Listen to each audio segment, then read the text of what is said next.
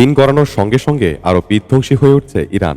ইরাকের বাগদাদে মার্কিন দূতাবাসে ড্রোন হামলা চালিয়েছে ইরান। কুয়েতের আলী আল সালেম বিমান ঘাঁটি, সংযুক্ত আরব আমিরাতের ফুজাইরা ও ইরাকি এরবিলেও হামলা চালানো হয়েছে।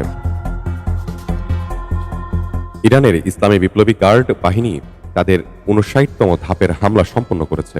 এই হামলার মূল লক্ষ্য ছিল ইসরায়েলের বেইট শেমেশ, তেল আবিব ও দখলকৃত জেরুজালেমের বিভিন্ন এলাকা। অন্যদিকে ইরান জুড়ে অব্যাহত রয়েছে ইসরায়েলের হামলা। আইআরজিসির প্যারামিলিটারি বাসিজকে লক্ষ্য করে ব্যাপক হামলা চালিয়েছে তেল আবিব। ইসরায়েলের এই হামলায় ইরানের শীর্ষ নিরাপত্তা কর্মকর্তা আলী লারিজানি এবং বাসিজ কমান্ডার গোলাম রেজা সোলাইমানির মৃত্যুর খবর নিশ্চিত করেছে তেহরান। এতে সন্তুষ্টি প্রকাশ করেছেন ইসরায়েলের প্রধানমন্ত্রী বেনিয়ামিন নেতানিয়াহু। তিনি বলেন, ইরানের সাধারণ মানুষ তাদের মৃত্যু উদযাপন করছে। ইসরায়েলি সেনাবাহিনী হুঁশিয়ারি দিয়ে জানিয়েছে, ইরানের শীর্ষ সামরিক ও নিরাপত্তা কর্মকর্তাদের যে কোনো সময় তাদের যে কোনো জায়গায় হত্যা করা হবে। একই সঙ্গে লেবাননে হিজবুল্লাহকে লক্ষ্য করে হামলা চালিয়ে যাচ্ছে নেতানিয়াহু বাহিনী।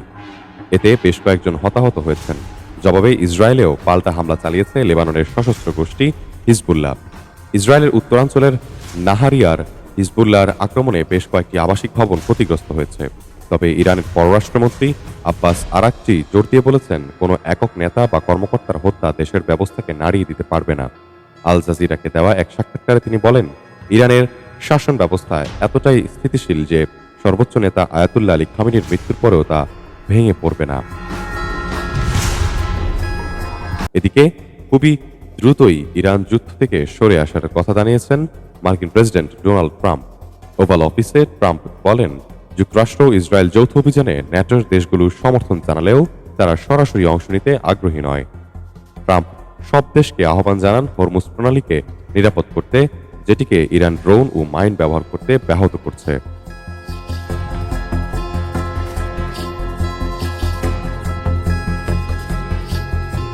সাইফুল ইসলাম, ডেস্ক রিপোর্ট, জনতার খবর।